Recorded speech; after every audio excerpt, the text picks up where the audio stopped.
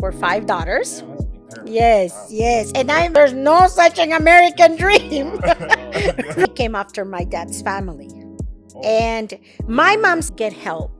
Get the talk to someone you trust. Anything, no matter how bad it is, but we need you to come to us. Okay, we are back with another one.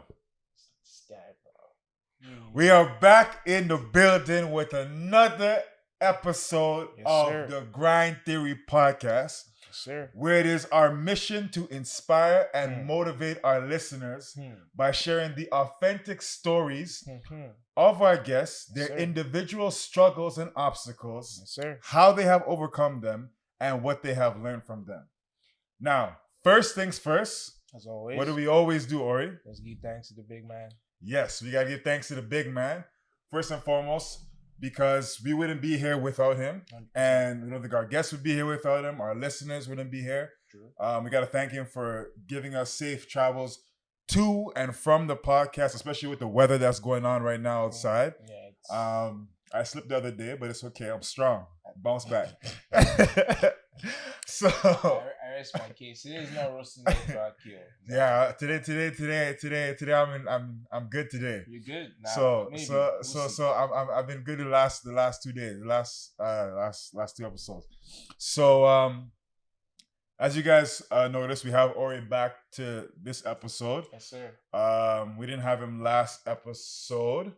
But glad to have him back now. Glad he's doing okay and everything that he had to deal with is got sorted out. Yes, sir. So good to have you back, my guy. I had to leave you solo. I had to leave me solo. So a recap from last week's episode. Yes, sir. Last week's episode, we got to interview some special guests, the Melesses Way brothers. So that was special, especially for me because they were actually from where I was from. So they're all from St. Vincent. That was something really, really special for me. I was excited about that. It was in a different setup, different set. So that's something cool too as well. Yeah. It was our first guest interview of the new year. Like that was recorded in the new year. Yeah. So that was also cool.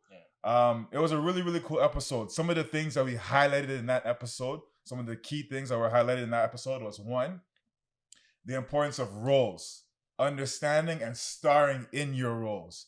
That was really big. The Melesses Way brothers, Yeah. they form a musical group, very well known around the world.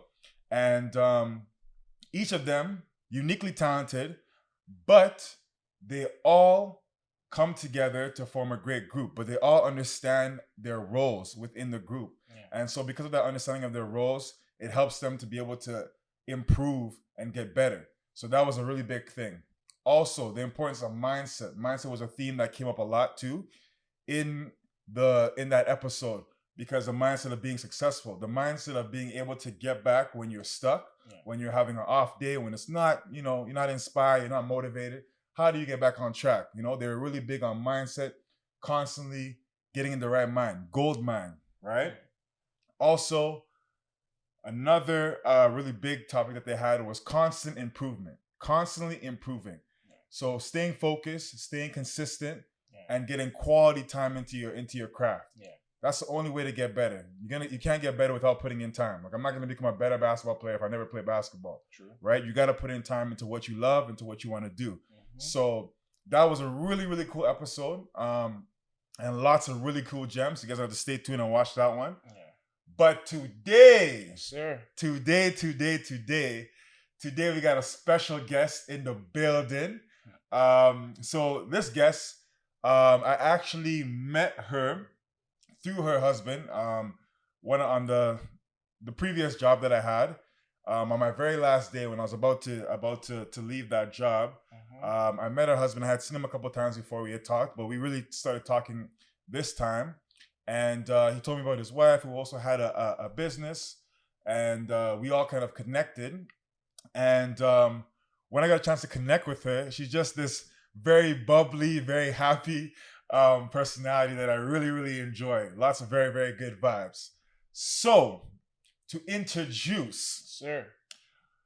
Our guest today is a proud daughter, mother, and wife. Boom, boom. She has been married for 23 years, which in itself is an accomplishment, That is. especially nowadays where the divorce rates are high. Like, that's a big accomplishment, It is, right? 100%. So we're gonna get some tips, some advice. Yeah.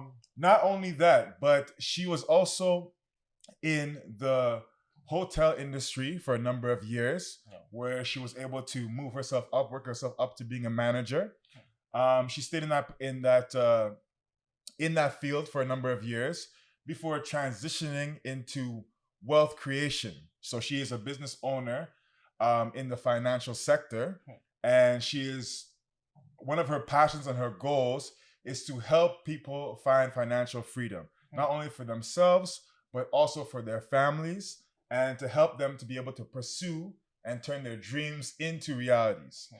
But simultaneously, while she does that, she is also finishing her spiritual director studies.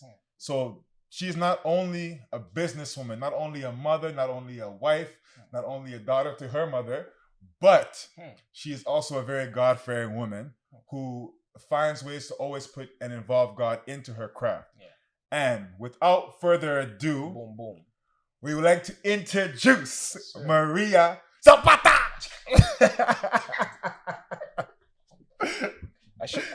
I should have recorded on camera to let you guys see how much Aquille was practicing. That was practice. That was practice a lot. He is not lying. We gotta do some behind the scenes, Yeah. But welcome. You guys see? She's already smiling. You already see the bubbly. I see the Bubbly. You see the I see the bubbliness? She's already smiling. She's already ready. This is awesome. So Maria, what's going on? How you doing? I'm doing awesome. I'm doing great. I'm excited to be here. Sure. We're excited to have you. Yes, this We're is excited to awesome. have you. So, or are we? What's that? We're gonna. See, It's called. I hope you guys have been noticing. Ori's been forgetting these last couple days. He's not remembering, but it's okay. Hey, the first episode we shot this year, I wasn't there, bro. Hey, you know what that sounds like to me? Nah, that's An No, excuse. no. But I could be wrong. No, I could be wrong. Who Listen, knows? I edit. I'm gonna put a clip over this to show. Oh, that I you see what he resorts to, right? When I hit him with facts, you see what he wants to do, but it's okay. It's okay. So, sorry guys. Sometimes I call her Tanti Maria, just bear with me. That's what I call her. So just bear with me, She reminds me of one of my aunties. Giving a heads up. So just giving a heads up. So, Tanti Maria, Yes. I would like to know. Take us back Uh-huh. to your upbringing. Where did you grow up? And tell us some of your most memorable childhood experiences. Okay. Well, I was born in Guatemala. Ooh. Yeah, Guatemala City. Ooh. And I was born, I'm actually a daughter of 5 daughters. We're 5 daughters. yeah, that's a big number. Yes, Wow. yes. And Okay. I'm actually the second oldest. Second oldest. Okay. Second okay. oldest. Okay, that's good. Yes, second oldest. And so we came to this country as refugees. Mhm. Okay. And we came through Vancouver. Okay. And that was back in 1984, so very Okay. long time ago. I was only 8 years old. Okay. And I think one of my favorite memories is when we actually traveled from Guatemala to the USA, to Okay. California first. Okay. It was challenging, obviously, right? My parents, mom and dad, with 5 of us. Mhm. So it was challenging, but I think if I go back, Mhm. I think that was the most precious moments that I Mhm. can remember, because we didn't have nothing, Mhm. right? Yeah. But my dad, a very hard worker Mhm. all his life, and my mom too. But even despite we didn't have anything, Yeah. right? Yeah. We had each other, Mhm. and I think those were the best 2 years Really? that I can remember. Really? than when we came to Canada. I like that. Yes. So you lived in the States In- for 2 years prior to coming to Exactly. Canada. Okay. Yeah. Okay. Yeah. Okay. Yes. And the United States, you know how you, well, most people, right? Yeah. They say that the United States, the land of the dream, the right, the Yeah, dreams the come American true, dream. the Yeah, American the dream. dream. That's right. Yeah, The American dream. Yeah. And but you know, when you're a new immigrant, Mm. there's no such an American dream. No, Right? there isn't. Immigrant dream. Yeah. There isn't. No, there really There isn't. wasn't. No. That's like, you know how you have to grind? That's when you really You have really to grind it. Yeah. Right? And but it was amazing, you know, what we learned. The school system is so different Yeah. down there. Yeah, so we were there for 2 years in California. Hmm. So was it because you said you guys left as refugees to come Yes. into, was there an event or something that was going on that caused you guys to kind of leave to kind of come to to North America? Yes, actually, my dad was my dad actually was an electrical engineer, Okay. because now he's retired, obviously. Okay. But so my dad was very successful in Guatemala, like a Oh. business owner. Okay. But then in the late 1970s, early 1980s, they actually the Civil War started. So they started really going after smart students, business owners, lawyers, anything that will be against, obviously, what they call the government, right? Educated people that Yes. could actually make Make a difference, Make a difference, right? And what happened was, one of my dad's brothers, one of my uncles, he actually was a news broadcaster, and he always was like, I'm, you know, in the radio and all that, and always like saying things against the government, right? So unfortunately, he got kidnapped and he got killed. Oh wow. And then they came after my dad's family. Oh. And my mom's side of the family was fine because they were, you know, totally different kind of in the society.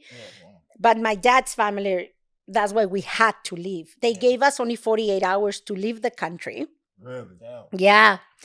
So how did you figure out like was it flight or by No, actually, it was because my dad was a successful business owner. The American embassy right away gave him like a, you know, like a visa, tourist visa, right? And but he snuck us out in a Greyhound bus, like kind of like those big buses. And it was a gentleman. Oh, I'm pretty sure he passed away already, but he actually had a tour bus that would go to Mexico every so often. And my dad happened to know him, and that's how we actually left. In this bus. So you guys took the bus straight to Mexico and then to Yes. Wow. Yes, yeah. Wow. And I remember this like if it was yesterday. So crossing the border from Guatemala to Mexico, obviously they do checks, you know, like any border. And I remember they took me, well, you know, I was 6 years old, and at the back of the bus there's bunk beds, right? And there were some drivers, the drivers who helped the main driver, right? They were sleeping there.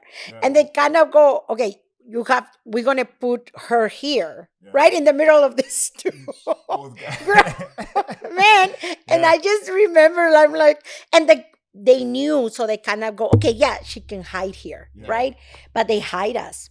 They hide us at the back. It was quite a Scary experience. scary, People only see stuff like this in movies until you hear that, yo, it's real. It's real. Whoa.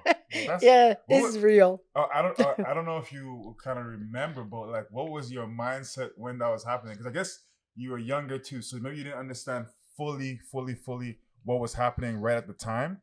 But like, maybe in hindsight, what was your mindset like when all that stuff was happening? You know, it's interesting you said that that you asked that question, because my mindset right there was are these two men going to hurt me? Yeah. And the reason my mindset went there, and I never, like before a few years, maybe 5 years ago, I couldn't talk about this, but now I feel comfortable. But I felt like my mindset was, oh my gosh, is this man going to hurt me? That's the first thing that came into my mind, right?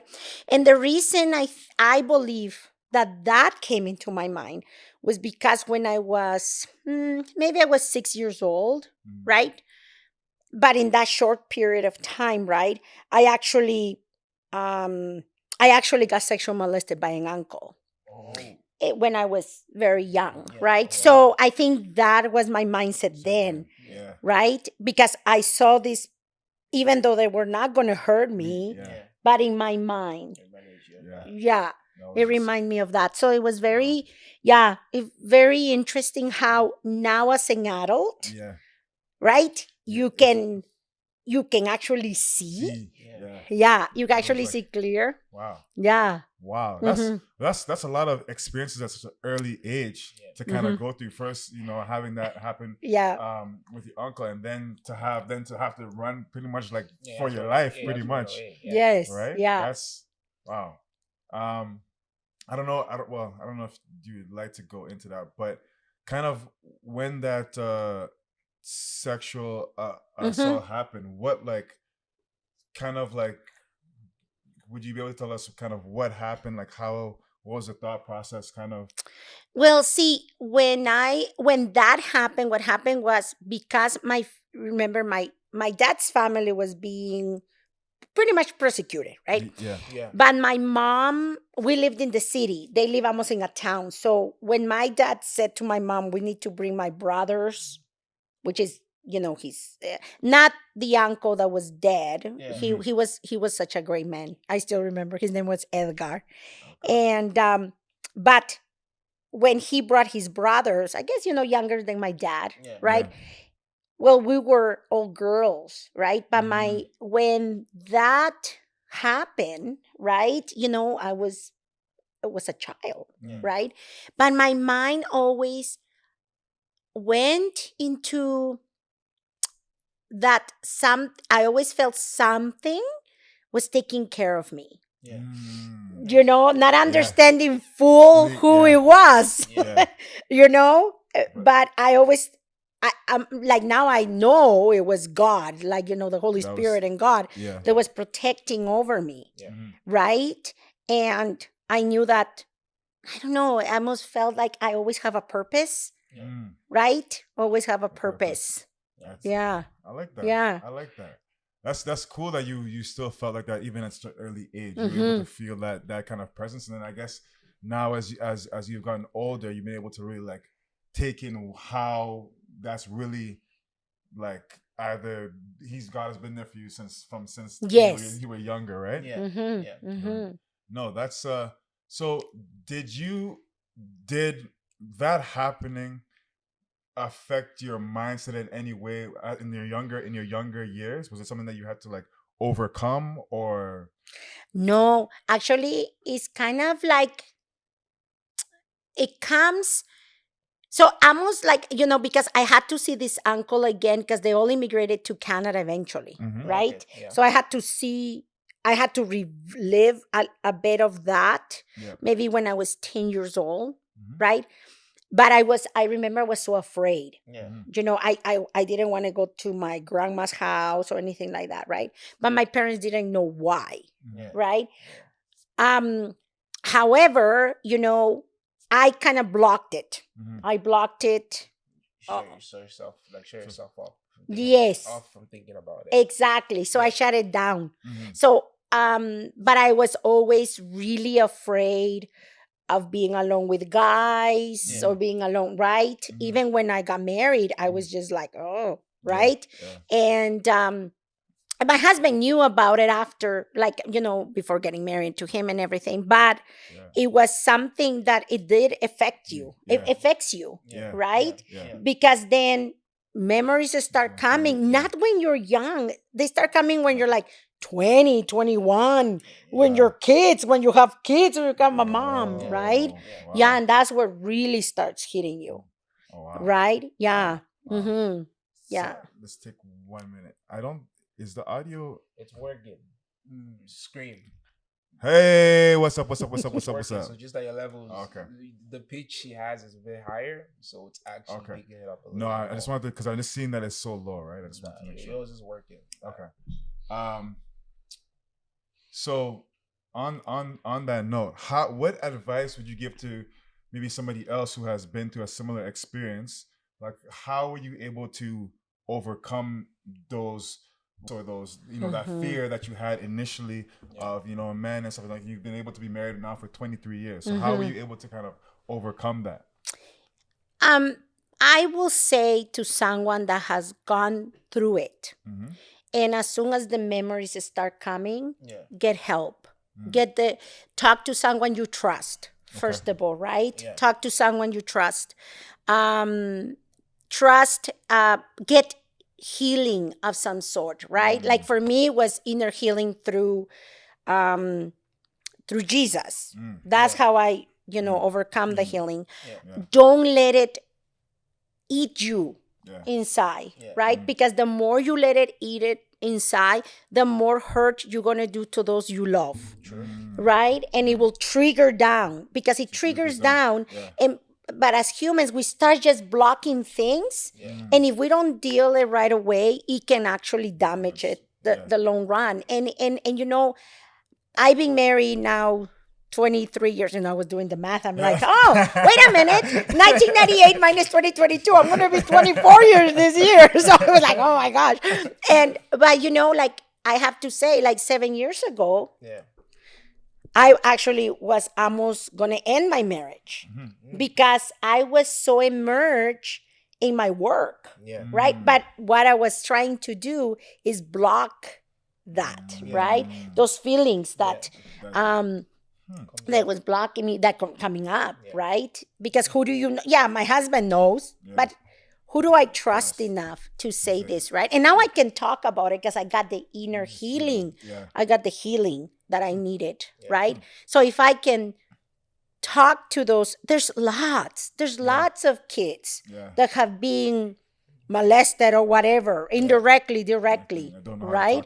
But they don't know because it's almost like, but if I'm going to hurt maybe a family member or, right, what is going to happen to me, right? But then the consequences come out when you're maybe have kids, you're married, right? Especially when you're with guys or whatever. You just it's it's trauma, so it's any little stuff that reminds you of that experience. It comes up, and especially if you bottle stuff back in in your head, always one day it's just like that saying, when you keep pouring water in a cup, one day it's gonna fill up and it's just gonna spread. So oh, that's a good analogy. Exactly. That's awesome. Analogy. Yeah, that's true. And I think that's kind of what Ori said is very good. Being able to deal with that, whatever trauma that you have, at an early, not even at an early age, but dealing with that trauma, getting the help that you need, because it's gonna help you, because you don't want to, transfer or project that onto your kids or anything like that, right? Exactly. So I think that's really, really big. We're gonna come back to that, but so you had this crazy experience, getting you went from Guatemala to Mexico, now to the States, right? So kind of what was the next steps? Now that you were in the States for about 2 years. Yes. What were the next steps? What kind of happened after that? So when we were in the States for 2 years, my dad heard that Canada and Australia was taking refugees. Oh, okay. Right? At that time was Canada and Australia. So my dad had a choice to go to Australia or in Canada, right? But of course, he had family in Canada, Vancouver. So he says, we're going to go to Canada. So what happened was there was a Christian family in Bellingham, Washington, who actually took us in for a whole month. And through the church, this family, we stayed there for a whole month. I even broke my arm. Oh, how did you break your arm? I was playing baseball and I was horsing around in a log, and I fell and the arm snapped on the log. And then, of course, no U.S. insurance, Yeah. medical insurance, or Oh. anything like Yeah, that. none So of you that have to. stuff.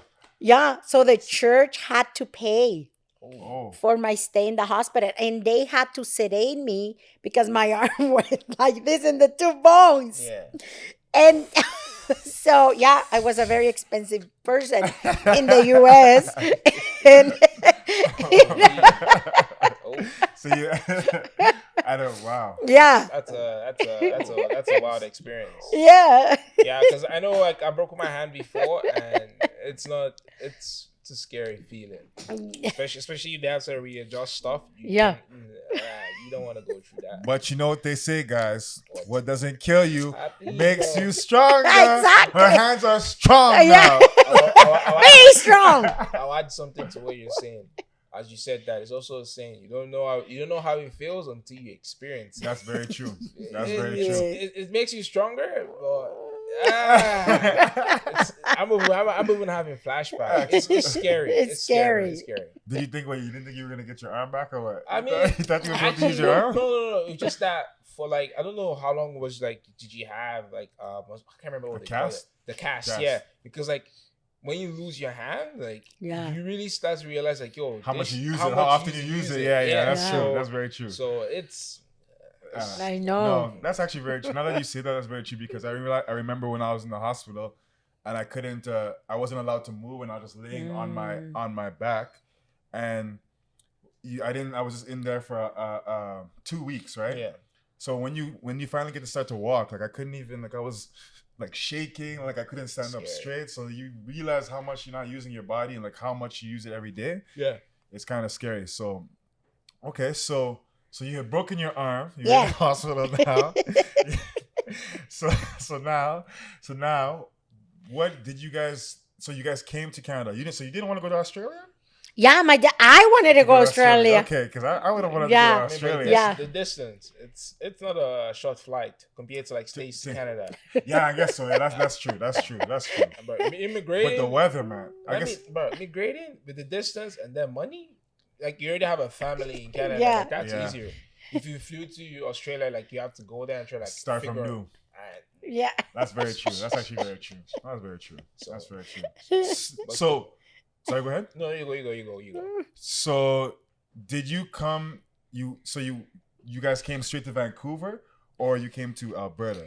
Straight to Vancouver. To Vancouver. Yeah. And you Yeah. stayed there for We grew up there. okay. Yeah, I grew up in North. I grew up in North Burnaby. We did, Okay. right?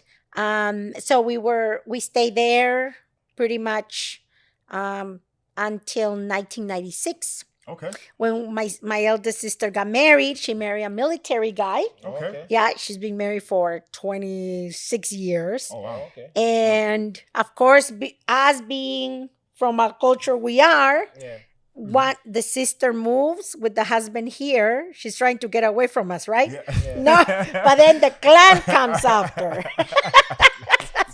All right? So you follow her. Yeah. Yeah. We follow her Yeah. here. Yeah. Yeah. Okay. Yeah. So that's where, but my dad actually, unfortunately, my dad, when 5 years after we got into Canada, Yeah. he actually decided to leave my mom for her best friend. Oh wow. So my mom raised us all by herself Oh, okay. as a single mom. Oh. So I have a lot of respect for my mom. Mom. Yeah. Okay. Yeah. Okay. Yeah. Did that in any way shape kind of like for you in the future, give you an example for the future for your marriage and saying, well, I've seen my parents separate, so I want to make sure that I stay together. Yeah, it did. Okay. It did talk a lot because, being from the culture we're in, and I think that's in very strict, right? Mm. Yeah. Very like, where you going? Who are you talking to? That's Don't kinda have friends. Yeah. Yeah. Right? Tight. Yeah, very like that, right? Yeah. And then I said, you know what? I don't want to be like that with my kids, right? Mm. Like me and my husband, when we got married, because he has almost the similar story. Okay. Yeah, him and I have the similar story. The only thing about his story is that his mom died when she was only 55.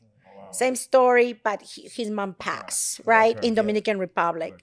But we have the similar story. So when we got together to marry, we said, we actually said, we are going to break. We're going to break that cycle, that generational, right? We have to, right? Or else it's just going to continue, right? Yeah. So, yeah, we did that. So, and then, of course, I believe, too, is we put God in the center. Yeah, that's very big. Right? And that's huge. Yeah. Yeah. So, yeah, that's why, I don't believe, like I said, you don't have to be religious, but just believe, have God in the center, because religion is a totally different topic, but it's just, have faith, believe in God, pray, do what is good. Yeah. Right? I guess it's like what they say, choose your battles. Yeah. Right? Choose your battles with your kids, right? Because if you nag your kids, they're gonna do the opposite. but okay, that's a good thing, because on that note, how do you find the balance? Because you can't, like, if you gotta find a balance. Yeah. Like, it has to be like, I can't be like, oh yeah, it's fine. Just do No. whatever you want. But I have to also be able to. So how do you find that balance? Because I know, for example, right, if my parents were very, I guess, strict, especially being coming from a religious family. Yeah. My dad being a pastor and stuff like that. There's a lot of pressure. Maybe that I put on more myself, but a lot of pressure from other people too. Yeah. So, and it was strict, so which made me want to do a lot of things, right?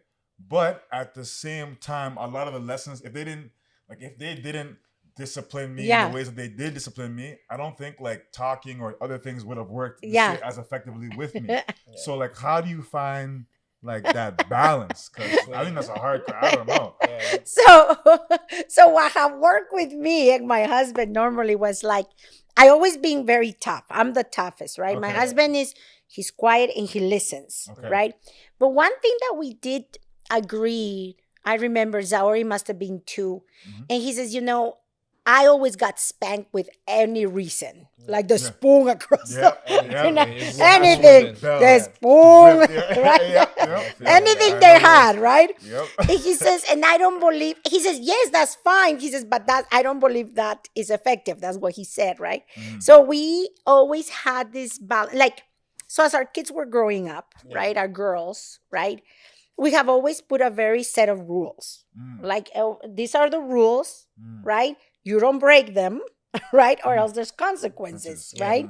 So we always show them the consequence, right? The consequence of not doing this, or right? And then as a very young age, we always took them to church, right? I always took them to church. But it came a time when so if people are listening to me and they have 13 and 14-year-olds, they all try it. They start saying, Mom, I don't feel like going to church today, right? Which is Sunday. Sundays was our days. And I used to say, that's okay. I said, you're still going. I said, just bring whatever you feel that you... She said, well, can I bring my coloring books? Or can I bring my whatever? And you know what? They were okay with it. But because what my belief how always being is the word comes through their ears, right? And I've seen it in my own church. Like there's parents that are like, no, put that away. No, you have to, and you have to pay attention or whatever, right? But now those kids don't want nothing to do with it.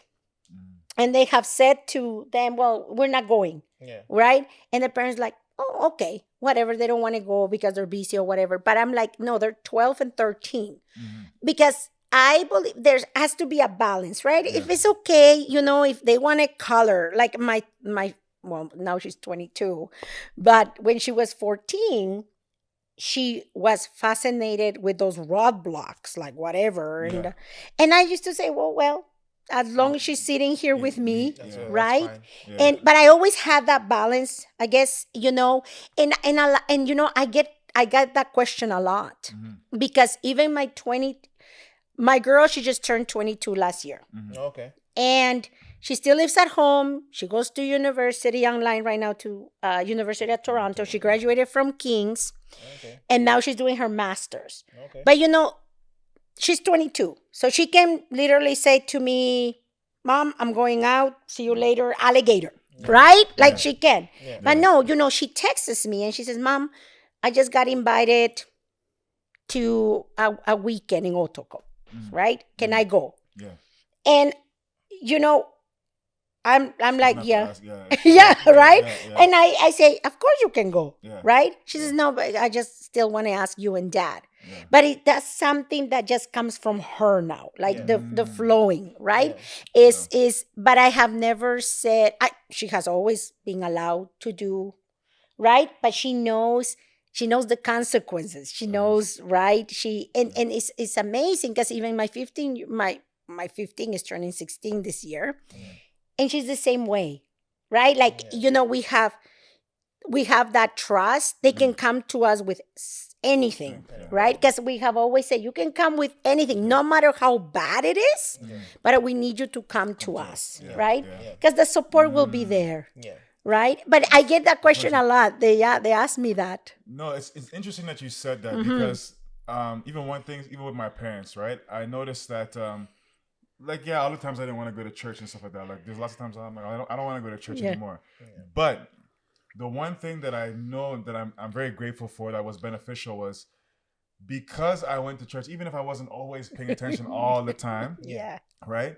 That foundation is set in my mind. So even when I went off and I was doing my own thing, going crazy, doing whatever, like I always knew in the back of my head that I had that foundation. I was like, okay, I shouldn't be doing this. Maybe, I need to, remember God. I need to even though I wasn't doing it at the time, I had that memory because of how I was raised, how my parents raised me. And I think if they didn't do that, then I wouldn't have had anything to go back to. I would have just been whatever, right? So I think that foundation is important. And I think what you said, like kind of finding a little bit of a compromise, still letting them to come to church at that early age, but having some kind of compromise because that foundation, you're building that foundation for your kids. And then even on the terms, I think something like LaShawn brought up too, right? Yeah. Was like sometimes beating is not always effective. Sometimes for me personally, you have to beat me. Personally for me, I know that was the most effective way, right? Yeah. But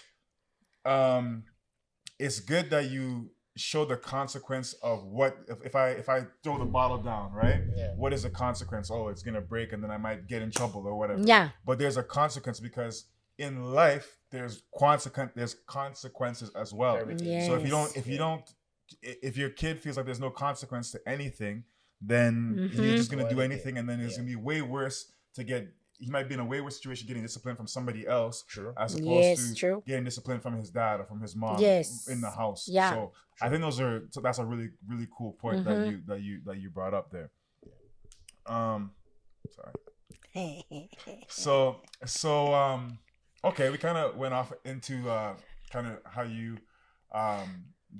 how you're raising your kids a little bit. We will come back to that a little bit more too, but kind of going back.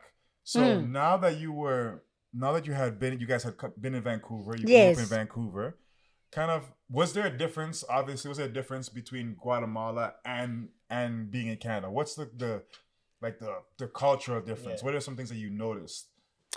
A lot of the things that I noticed was that it was very limited because I had, of course, in Guatemala, I had my uncles, my grandma, right? Family used to take a train. From Guatemala City to maybe the town where my uncle lived, right? Okay. And those trains were the old steam trains where no windows, right? It wasn't an Amtrak. It was it was one of those. But the culture was very different because now we changed from tradition to more like, oh, this is Christmas, like here. You don't have the firecrackers going. You don't have all those traditions, right? So it was very different, right? Yes, it was more peaceful because we weren't afraid if somebody was going to come with the guns or things like that, right? Yeah. But sure, it was shocking. But I guess because I was so young, Yeah. I was missing more like I'm actually missing it more now, kind of yeah, like, yeah. wait a minute, but Christmas is over there, look funner than here, Yeah. right? And all that That's true. stuff. That's true. Yeah, That's true. yeah. But Yeah. there There's was some, yeah, oh yeah, it was Okay. quite a bit. Yeah. And I have this one question actually that I wanted to ask you was, so from your early childhood and kind Yes. of growing up, is there one lesson? I know it might be kind of back then, but is there one lesson that you learned in your childhood that still applies to today, that you still can use today? When I was growing up, yes, I will say that I will always remember my uncle, one of my uncles, his name was Julio. Cool. And Julio. Julio was my mom's brother, Okay. the younger brother. Okay. And Uncle Julio, so all of my mom's family, they were all like teachers, engineers, Okay. right? In my mom's family, because she was the second daughter of 12 kids. Oh, wow. So there were only two girls in her family. But I remember my uncle Julio, he actually was a teacher. Okay. And he always taught us how to behave at the dinner table, or right, like not elbows on our on the table. Right. We don't talk when we eat. We don't make noise when we chew, Chew and right? stuff like that. Yeah, Yeah. the soup, Yes. right? Yeah. So all those little habits. And he used to get really mad at us. Like, he was like, and my mom used to get mad at him because he used to discipline us, right? Like, how, of course, it was the mom. But that teaching stayed with me, because he was so assertive. He was just like so committed his education. And of course, back in our country, teachers are so different, right? True. Right? So different. And so he was, and that is, I guess, something that I carry with me, right? That, that mannerism. Yeah. And you see the value of it in your life today. Yes. I see that mannerism, saying hello when you walk into to someone's home, right? Helping someone, like, for example, when I go to my client's house and, they serve me, they're like, "Here, Miss Maria, have this, whatever." Picking up the dish when you finish, right? And some people here, like the culture here, like a lot of Canadians, they find, no, you're the guest. No, believe me, you have to pick it up. But that's because that's in me, right? Just the mannerisms, that stay with me. That's something that he made up a huge difference. Okay. Yeah. Okay. No, that's good. That is a good lesson to learn. Yeah. You need that even for I think even for business relationships and stuff like that too. That those mannerisms, you can't just come into the room and be like, yo. Yeah. Can't at any house. I think those are good mannerisms to learn. Exactly. Yeah. It's so true, right? Even though now I see that yes, things change. Things like that change, right? But even in a business meeting, sometimes even in business meeting, and I don't see somebody really behaving, I take offense, right? Because I'm like, okay, this is a business meeting, right? Like but it's just because it's engraved in me that way, right? But I'm just I'm getting used to of course working with younger generations and things like that, right? And sometimes I see they're really trying, right? Putting the effort into it. Yeah. And that's awesome to see, because they're really trying and Yeah. all that stuff. But it's interesting to see how times change. Yeah. Times are really changing. And even now, going back to the mannerisms and all that. So I help in a school program for the Edmonton public schools. I help but I see you can tell actually some kids that are being taught at home the mannerisms, and you see clearly some of them they're not, right? Like even the way today there was this cute African boy. He must have been in grade 5, and I'm just in my phone kind of I didn't notice him. He comes and says, "Excuse me, ma'am, I'm like, and I knew right away, right? Like, yeah. I said, yes. He says, can I use your card? But so polite. Yeah. And I say, buddy, you can't use this one, but I can give you another one. Yeah. He's like, oh, okay, ma'am. Thank you, ma'am. But just ma'am, Yeah. I was like, oh, you know what? No. He didn't learn this in school. He Yeah. learned it from home. Yeah. Right? Yeah. If somebody's modeling that That's- for him, yeah. right? So that's huge, right? And I Seeing think that. that goes a long way because Yeah. it's if I come into a room and I'm like, oh hey, excuse me, ma'am, can I do this? As opposed to like, hey, come get this for me, or can I get like I it's do this? you know Yeah. what I mean? It's a Yeah. very different Give me a card. yeah, give me a card. It's a very Yeah. different emotion that comes across. It's that saying. It's like if you go with like without putting like the respect, it's like you're expecting. It's not expect. What's that word? I can't remember. I can't remember the word. When you think you deserve something, but Entitlement. Entitlement. Entitlement, That's yeah. the word. Yeah. Mhm. So it's really Yeah. nice, like you said, manners. So Mhm. yeah, agreed. Yeah. So now, okay, so that's a great lesson that you've learned from your childhood there now. So now, okay, growing up in Vancouver, now when did you come to Alberta, or what was the transition to Alberta, or actually, how did you get involved into the hotel industry? Was that your first career Yes. direction? Yes. Okay. Actually, that wasn't my first career direction. I actually was going to be an air traffic controller. Oh, okay. Okay. Yeah. So my dad being an electrical engineer, I always loved following my dad, like doing electrical stuff or whatever, right? And that actually kind of finished when he left us, but that was fine. But he always kind of like I always kind of search for him and ask him for advice and everything. Um, so when I went through high school, actually my desire was to be a lawyer. That's what I Okay. wanted to be, a lawyer, right? Okay.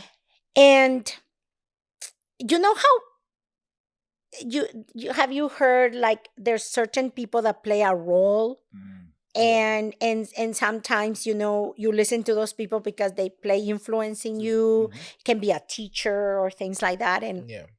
I remember specifically I that's what I wanted to be. I wanted to be a lawyer. But my parents, coming from Guatemala and from being in the injustice kind of a system, right? I remember I said, I want to be a lawyer. And they said, no, lawyers steal. That's the first thing they told me. Lawyers are crooks. And I was like, and that stuck in my head. Yeah. But then I was like, but I really want to be a lawyer, right? Yeah. So then I went so they had in grade 11, this career assessments and things like that, right? Yeah. So I did one of those and they told me to talk to a counselor. And I still remember this woman. She was blonde, tall. I still remember her like if it was yesterday. Old, right? Not even young, old. And, and I remember, and, I was there because I wanted to know what I needed to do to get into college in Vancouver to able to hop those hurdles to become a lawyer, right? And the first thing she said, you don't have the marks to be a lawyer. So you better forget about that and you better start maybe searching for something else. And I until this point, I regret even listening to those words. But when you are in that vulnerable 16, right? You have parents telling you they're crooks. Then you have this one saying you kind of took it as a confirmation. Right? I'm like, what? Okay. So then I graduated from high school, enrolled myself in the community college when I took some marketing classes and all that stuff. And then what happened was I decided to go into a 6-month program for hotel and tourism. Okay. And my dad said to me, why are you going for that? He says, I think you can be a good something with airplanes because you always love electricity. You love all that kind of stuff. And I actually applied for BCIT. That's the Technical Institute in British Columbia. And I got accepted for air traffic controller, like air traffic mechanic, pardon me. And then, but I took the easy way, which was the tourism industry, right? I said, I'll just do the 6 month because it was already engraved in my head. Well, you don't have good marks in school. right? Mm. And starting to work in such a young age, I was like, okay, 6 months in tourist, that's not bad. And Yeah. Vancouver is big in tourism, Yeah. Yeah. so why not, Yeah. right? And so I studied there 6 months. Douglas College does no Trent College was my College. tourist. Yeah. Doesn't exist It's- anymore. Trent College. Yeah, Trent College was like the little business school, Okay. and so then I did that, and then a year in, I started working for Best Westerns. That was Okay. my first hotel that I ever worked as a night auditor. Okay. Okay. And I started entry level position, but then I started searching for NAV Canada. And NAV Okay. Canada is the air traffic Avi- controller, the Edmonton. aviation. Yeah. Okay. And back then there was no online.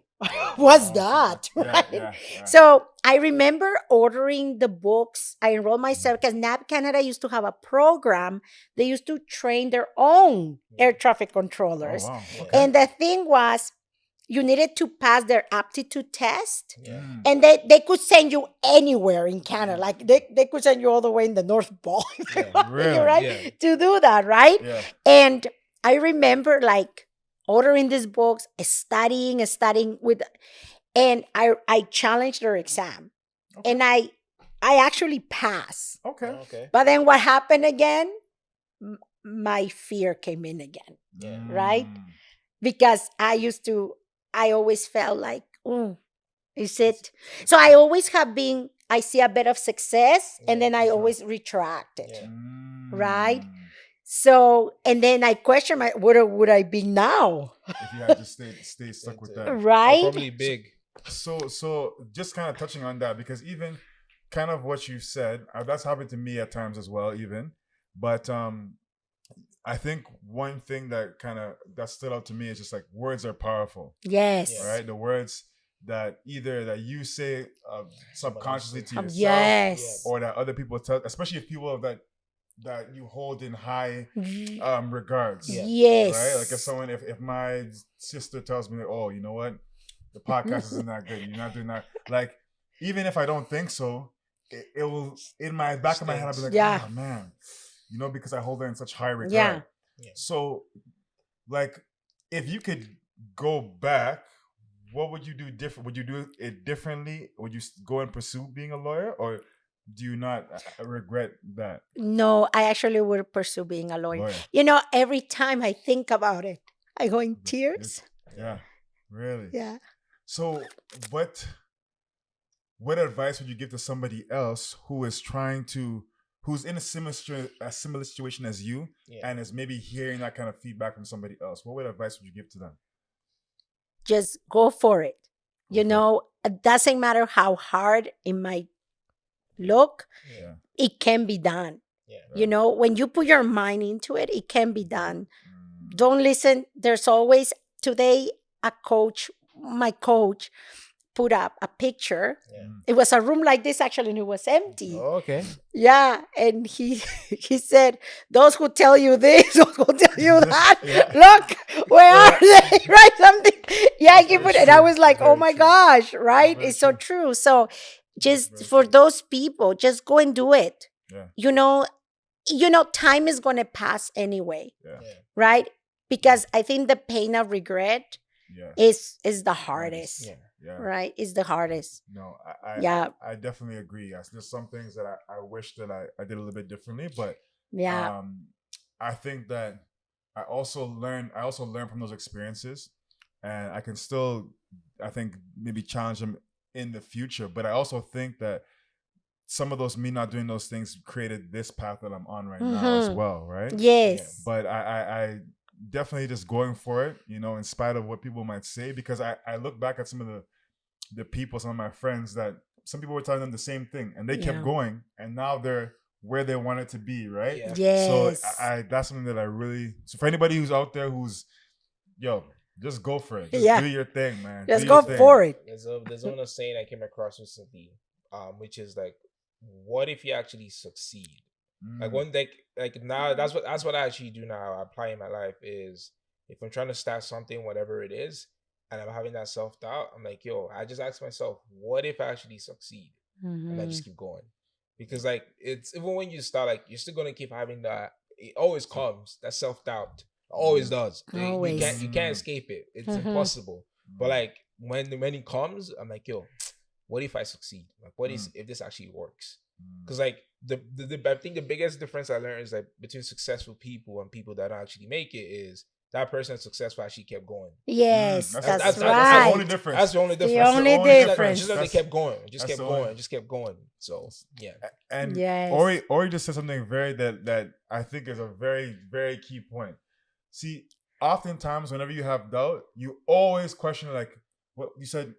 Will I fail? Will I fail? Will I fail? What if it Right? Or doesn't am I work gonna out? fail? Yeah. But you Yes. never say what if I succeed, or like you always say what if I fail. Yeah. Anytime you have something, you always say, "Oh, what if I fail? What if I fail?" Yes. But I don't ever think. Well, I shouldn't say ever, but Most a lot the of time. people I don't Yeah. think say, "What if I succeed?" That's right. The opposite end, right? Yeah. So I really like that. That's yeah, Yes, that's right. Yeah. No, Yeah. like it changes. Like once you start thinking in the reverse, it changes everything. Cause you're like, yo, what if this actually works? Cause like I mean, like, and there's also just moving out to that, it was like setting like realistic goals. It's just like if someone's like starting a business, if you're like, oh, a year, but I mean, a year is a very Short. a year goes Yeah. quick. But if Yeah. you're like 3 years, 4 years, if this doesn't work out, then you know that at least in your deathbed you can say I tried. Yes. Like, that's the biggest thing that I Yes. like what you even said too is like that regret. That's the mindset I've been having Yes. recently. Like, yo, I don't want to regret Right. when I'm old. Like, or if shit happens, life, you never know. Life is very short. Yes, it Very is. unpredictable. So Yeah. you never, Yes. you could be in a really good time right now, and then Mhm. next time Gone. it could be completely Yes. different, right? Yeah. So try and take advantage of your opportunities when you have them. Yep. Yes, Say exactly. yes to every opportunity that comes your way. Mm-hmm. Just that. So Yes, that's Yeah. right. Yeah, say yes to every exactly. opportunity. but that's really Yeah. even to add to that to the NAF Canada. Like I was gonna say, that's the fact that you passed is really big because I'm actually trying to get it. Like it's so when I went to school for. I remember when I went to Nate, we actually went there, and I was like, oh, I really want because like aviation of Canada. I'm like, yo, that's a big position to be in. And I remember they were saying because it's the same now.